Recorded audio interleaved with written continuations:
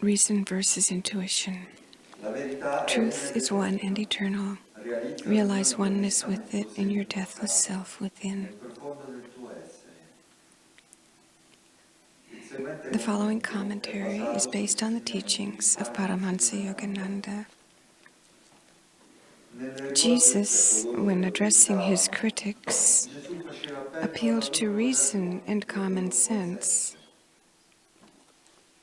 In his training of the disciples, however, he, like all great masters, encouraged them, in them, the development of a higher faculty, soul intuition. For it is only by intuition that spiritual perceptions are achieved. In chapter 16 of the Gospel of St. Matthew, we find Jesus drawing on the intuition of his disciples by asking them who they thought he was in reality. They immediately understood that what he wanted from them was a subtle answer, not some obvious reply based on his nationality, sex, and the like. Peter it was, at last, who understood and answered the question on its intended level, the spiritual. Thou art the Christ, he said, the Son of the living God.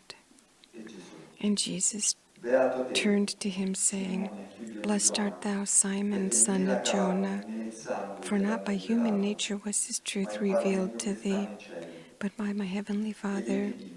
And I tell thee this also, thou art Peter, which is to say, a rock. And upon this rock I will build my church, and never will the powers of darkness overwhelm it. Jesus was pleased with his disciple for relating to the question on its deepest level. Reason could not have given Peter that answer. The answer came through the faculty of soul intuition, and proved him thereby to be a spiritually advanced disciple.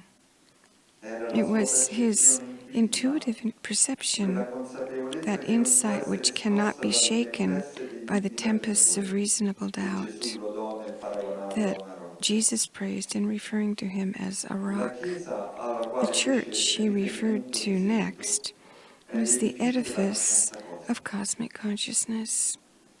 Any outer church institution would have to depend, as in fact the Christian churches have always done, on the level of understanding of its individual leaders and members.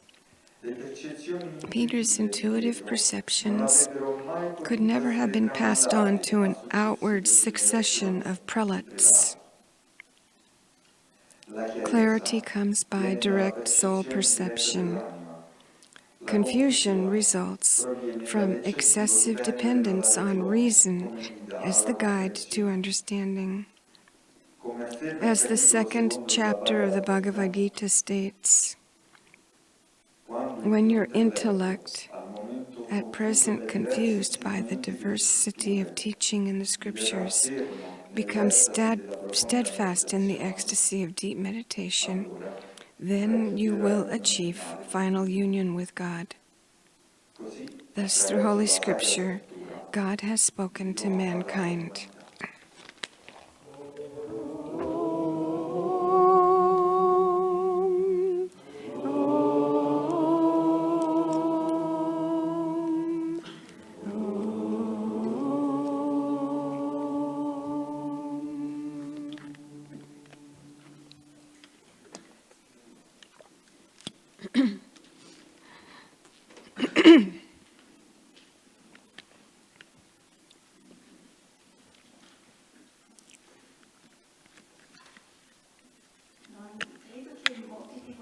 I think that many of you are here for the first time. Please lift your hand if you're here for the first time. In this month, every Sunday, we do a discourse on the scriptures that gives us an indication of how to live more perfectly the teachings of self-realization and our higher self. And this month, we have talked about different ways to understand the truth through common sense. Today we'll talk about reason and intuition. When I read this title of reason versus intuition, it seems like to indicate that there is a battle, and maybe in many of us this is true, but the truth is that each one gives support to the other. Today, I'd like to share the words of Swami Kriyananda and Yogananda on intuition. Kriyananda says, intuition is the innate ability in everyone to perceive the truth directly, not through reason, logic, or analysis, but simply knowing within us. Yogananda brings this to a higher level, saying that intuition is the power of the soul to know God. For any person who wants to do in their life to make progress towards self-realization in his life, the realization of the higher self, it's very important to develop intuition. It's something that comes naturally to some to express and have intuition, true intuition. For others, it's something that we need to develop more. Our ability to live in this perception which is within us. To give you a few examples, Sri Yukteswar, next to Yogananda, in his ashram where Yogananda was spiritually trained, they would have festivals very often. And one time there was a solstice celebration. It lasted all day. They had prepared for days before. And on the day they did kirtans, they had an Indian banquet, and Sri Yukteswar shared the truth. Around midnight, all the guests had left and the residents of the ashram were still there. Sri Yukteswar came to Yogananda and said, I know that you did a lot to make this happen, and I'm very pleased with your energy and what you have done to make this event happen. Come and sleep with me in my room. So they went to bed. Yogananda said 10 minutes after they went to bed, Sri Yukteswar got up and dressed, and Yogananda asked him, what are you doing? And Sri Yukteswar said, there are some devotees who are coming late because they missed their train, and they're arriving now, and I want to make food for them. So Sri Yukteswar went to the kitchen, and he said, you worked a lot today. You don't have to come. And of course Yogananda said, if my guru is going, then I will go. So they went down to the kitchen and began to cook.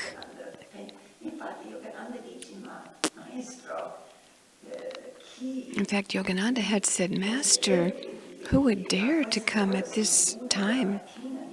It's 1 a.m. No one would disturb you at this time.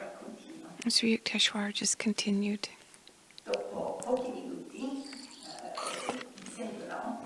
After a few minutes, somebody knocked at the door, and there was a group of disciples outside.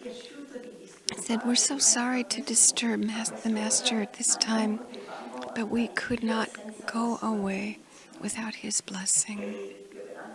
So Yogananda said, he is waiting for you and he is preparing food for you. So when they had left also, Sri Yukteswar said to Yogananda, did you understand that there are ways to know what is going to happen which doesn't depend on what someone might or might not do? This is intuition. It's not necessarily something that's normal or usual, something that one could expect with the mind.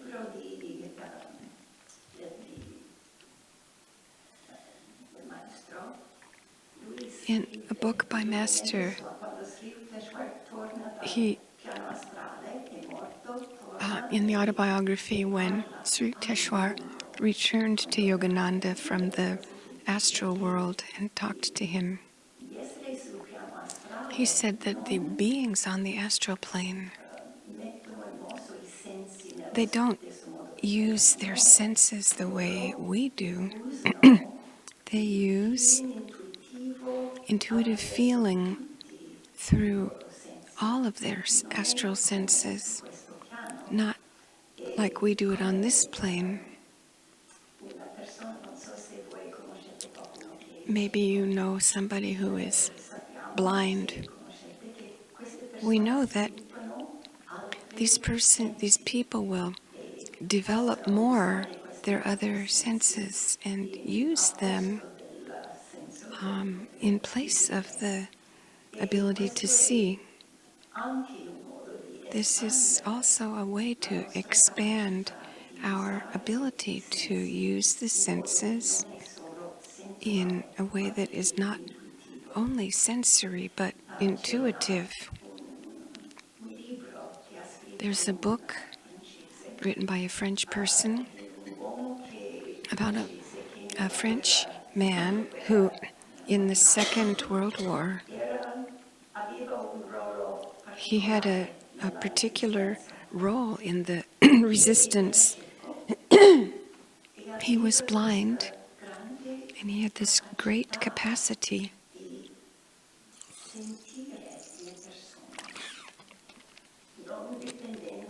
to feel people. He didn't depend on his eyes to see them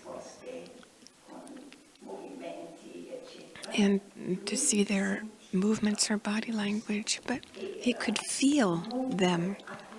And he was very accurate and precise in being able to select people that really wanted to volunteer in the resistance, that they were, if they were genuine, or rather they were agents of the Nazis. He had this ability, this intuitive ability. Also, Master demonstrated in many ways intuition. He liked to cook for his guests, for his devotees. It was something he enjoyed. And he never tasted what he was cooking. He said he could taste the food through his spiritual eye, and he would know what was needed. When I used to be the head of the kitchen, in Ananda in America, I tried to do this because we want to develop our intuition. I did everything until the last minute, but then I didn't have the courage at the very end to not taste it, especially before adding salt. This ability to act from that part of us which knows is something that Kriyananda learned a lot from Yogananda. He was with Master for 3.5 years. At the beginning, Swamiji admits that he did not have a great intuition, especially when he was in the role of accepting new members to their community. And he tells about 3 different times in which he accepted someone, and the Master's response was, the first one, there was a new man who wanted to be in the ashram, and when Swami went to Yogananda to say, this man wanted to come, he said, we have a new person for the print shop, because they needed help there. Yogananda said, this is not what determines whether it's right for someone to be here and live this life. And Swami said, yes, you're right, Master. In fact, this man says, I like very much to see people meditating. And Master said, okay, that's fine. But he felt that there was a resistance, but he let Swami make the decision, and this person only stayed for a few months, and then he went away, because that life was not easy, and it was not the right life for him. Another young man who was very ill, he lived far away. He wanted to come. He spoke of his illness and of the difficulties that it might create. And Swamiji said, well, perhaps it's not right for you. And the young man said, I've gotten the right medicine from the doctors, so he said it should be okay. And Swamiji didn't want to say no, because he wanted to give him a chance to live for God. So he said yes. And Swamiji says, this man remained only for 1 week, because it was too difficult for him with his illness. And Master said, I didn't say no because of his illness, but I said it was because of his illness, because that was the kindest way to tell him that he couldn't stay. And a third person who was very sincere, but he had a past of being very attached to the world in many ways, but his sincerity convinced Swami to let him come.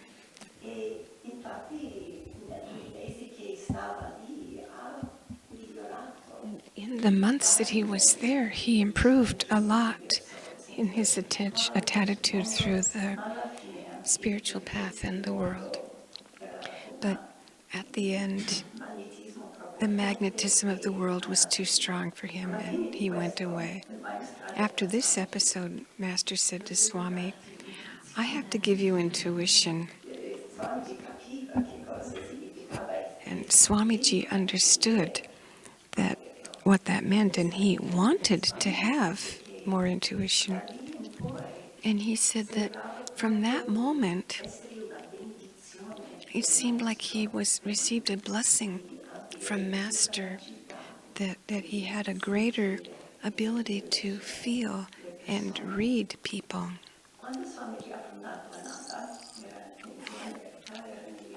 When Swamiji founded Ananda in the 60s in the US, it wasn't in Italy yet. Oh, there was a New Age movement, and many people wanted to live in an alternative way. There was great interest in alternative communities.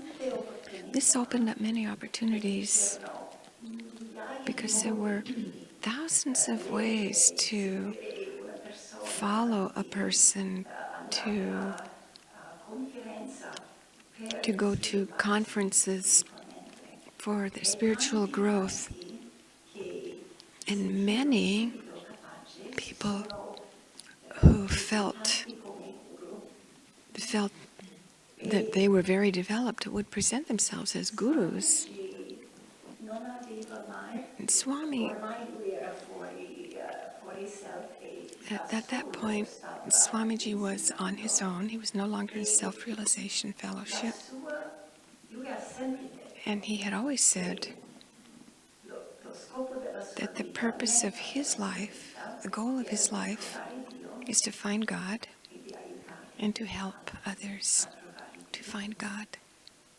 And he understood that in that period, many people, and perhaps some of us have passed through this period of development, they were seeking someone who said, do this, don't do that, go here, don't go there. People were looking for someone that gave commandments to follow. And many people wanted somebody to guide them in that way. And Swamiji had learned from Master that to reach God, everyone has to find in his own center this center of spirituality, the presence of God within and not outside of himself in another person. In fact, someone asked Swamiji at a certain point, what is the most important yoga posture? And Swamiji said, to learn to stand on your own 2 feet. So,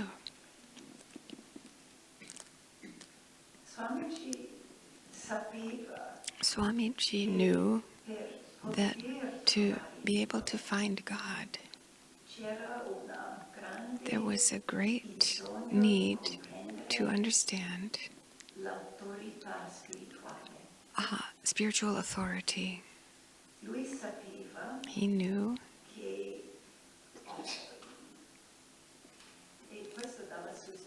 and this he learned from his experience with Yogananda, and also during all of his years after the passing of Yogananda, that Swamiji studied and lived and experienced, always referring himself to the truth of his guru and his teachings.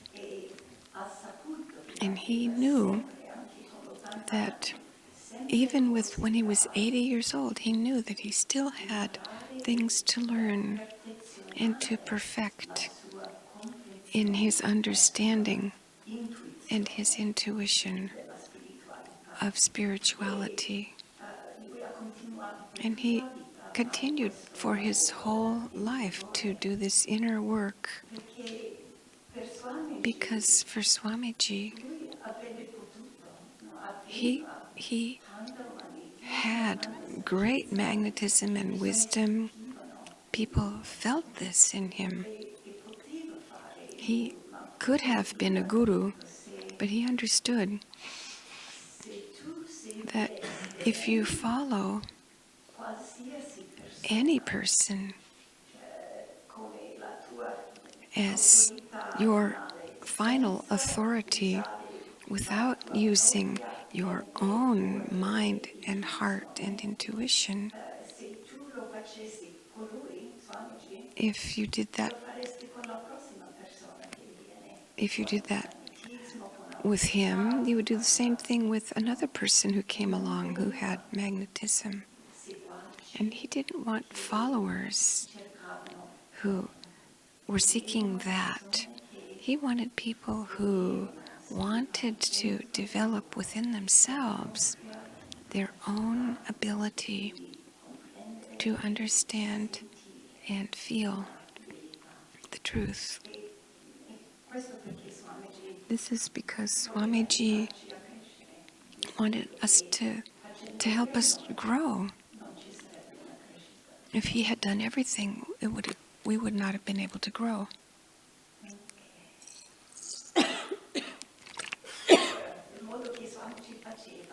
The way that Swamiji did this is something that we can also put in practice in our lives. If this is a faculty that every one of us has innately within ourselves, intuition is something that we can share and use to help others. But there's a danger that we, possibly correctly or possibly incorrectly, we think we know something that's good for another person, and we say, this is good for you, because Master told me, because Swamiji said. And if we try to help people in this way, the risk is that the other person will feel, or that he has to be in agreement with you, even if he feels differently, or if he is not in agreement with you, with what you say, that he thinks he's going against God and Master and Guru. And this can block or freeze that person's ability to develop his own capacity.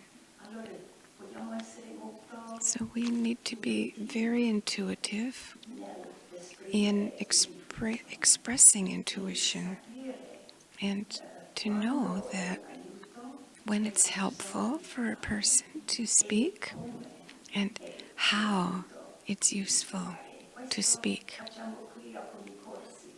And we do courses here that can help us to understand, help us to develop this ability.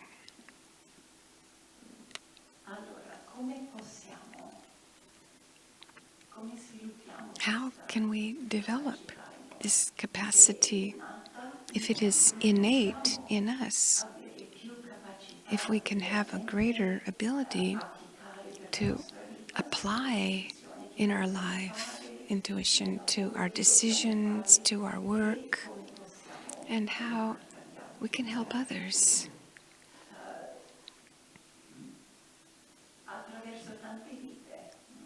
Through many lives, this intuition develops. And that is why we are born. That's why some people are born with this capacity more developed than others. In this lifetime, we want to focus with awareness and consciousness, so that when we want to help someone, we will do it in such a way that Swamiji and Yogananda gave us guidance in how to know more clearly what is needed.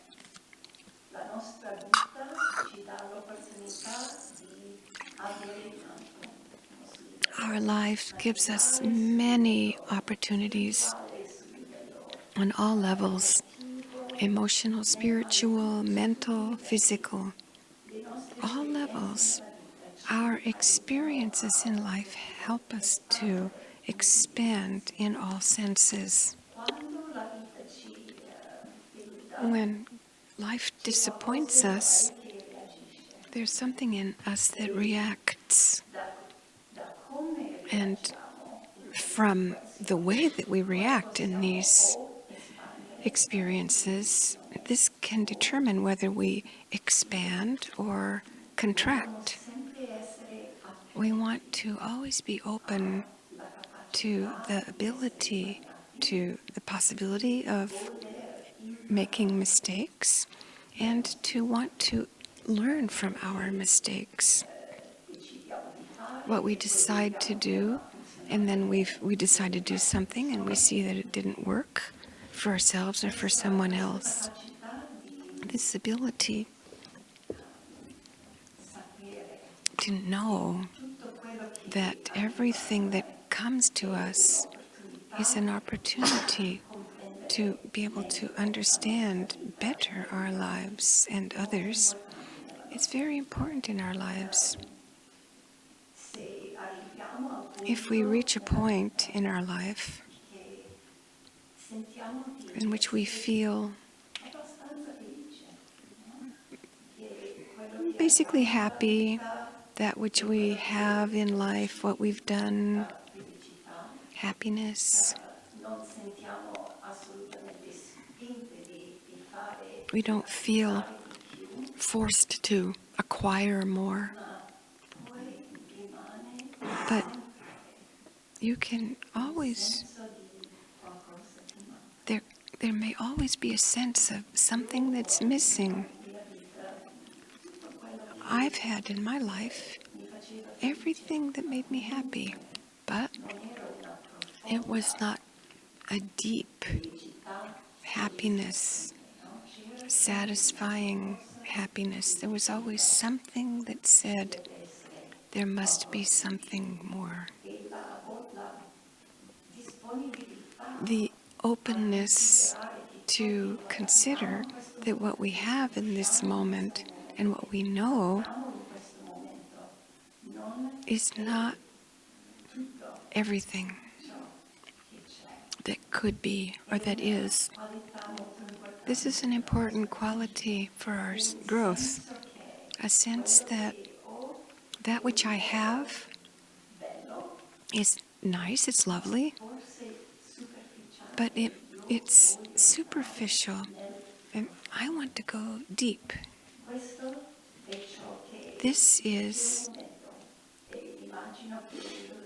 I imagine that each one of you, because you're here, you've experienced a moment like this in which you knew there is something more than what I know and what I am in this moment.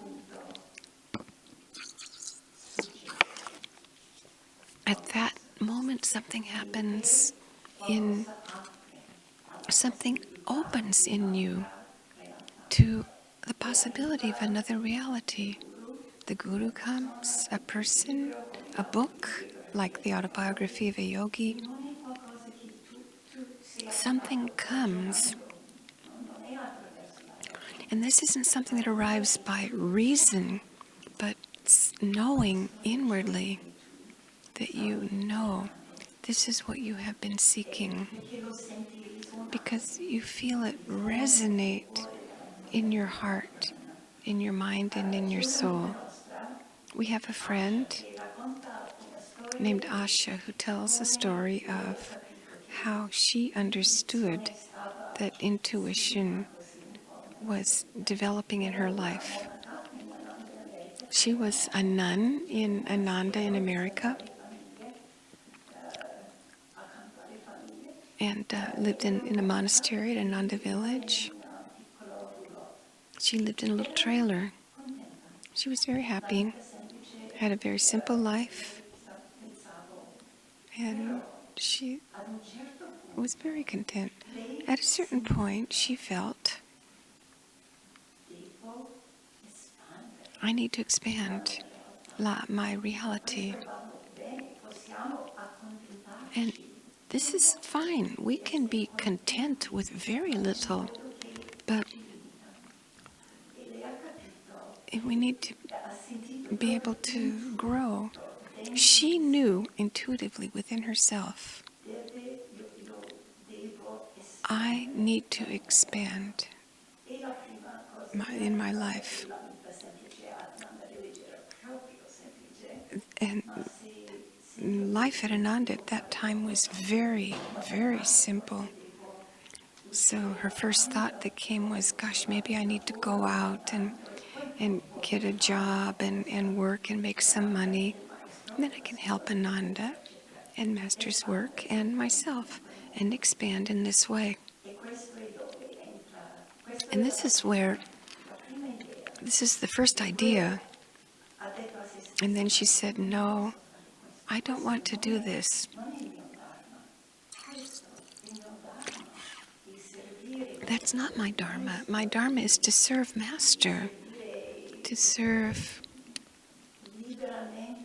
freely, to give to others, and to meditate, etc. Serving this work is my Dharma. But this was intuition, and it's important. She had a true intuition that she needed to expand her reality, but she didn't know how. From that point, she said, I know that it's a moment to expand my reality, but I will not sacrifice my spiritual life serving in this way in order to go outside Ananda. You have to help me, Master. You have to help me understand what I need to do. And she said that within a year, her life was completely changed. And now, those who follow Asha's talks on the internet, they're wonderful talks in English, very inspiring. She is serving, doing her Dharma.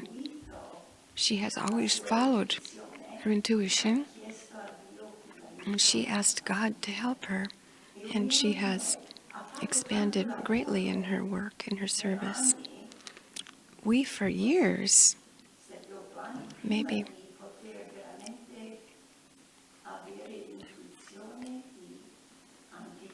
sometimes it can take many years to even understand that we have to ask for help. This is our task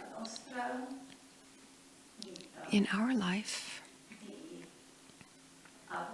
to have a way in which we can calm the physical body, the heart, the breath, to be able to go within and focus our mind and attention to be able to meditate deeply, to go deep. And then, in that state, as Yogananda always suggested, to ask, what do I need to do? Because at that moment, if you have calmed all of your desires and agitation of the heart and the mind, then you are able not just to ask, but to understand and feel the answer. This is the part, our part, in being able to open intuition in our lives. When we are able to do this, it's like Peter in the Bible, in this reading, when Christ asked, who do they say I am? And he received intuitively the answer, you are the Messiah, the Christ. And Jesus recognized this capacity that Peter had from his realization to understand this in these famous words that maybe aren't always correctly understood in Christianity. You are Peter, the rock, and on this rock I will build my church. This was not a physical church, but it was the church of self-realization, which is at the basis of every religion, every true religion, that every person must realize that which is his higher self, to be able to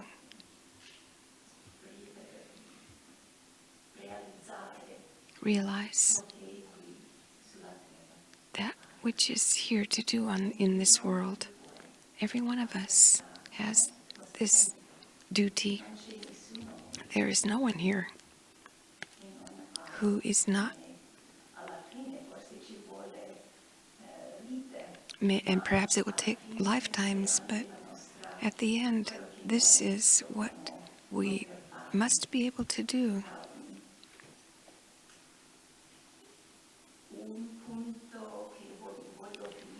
I'd like to finish with one point about the importance of understanding that this intuition is a faculty that we have that exists, especially in the heart. It's not in the reason, but in the heart. When the Master said,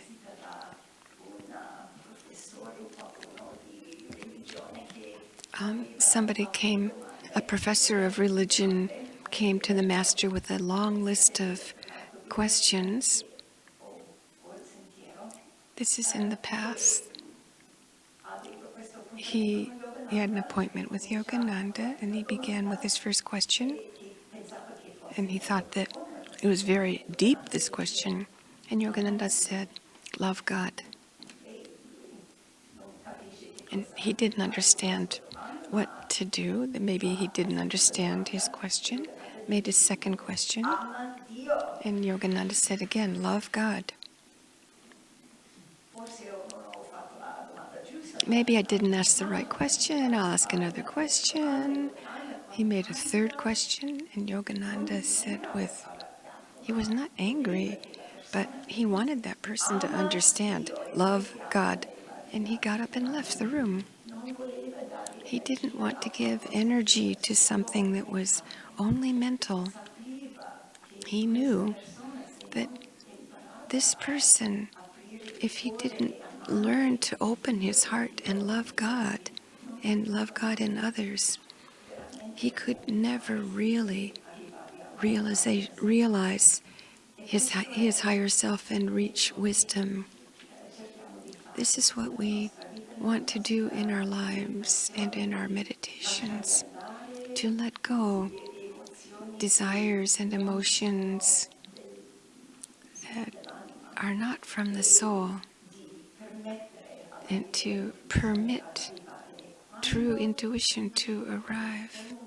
When you feel that moment, when you feel that you have received a true intuition for yourself, for your life, for what is important for you, when it's true, nothing can stop you. This is something that is stronger than yourself. So no, they are true intuitions. It doesn't come from the ego, doesn't come from the mind or emotions. It comes from your higher self. And when you feel this, hold it in your heart. Try to do that which helps you to go forward with that true intuition, which will show you your Dharma. We need to do this until the point when, even for us, God, Jesus in Master says, you are Peter, you are the rock, and on this rock I will build my church of self-realization. This is what you are seeking to do, as either consciously or not consciously, to be able to have in your life this knowing that God is in you and that He is trying to help you to realize Him.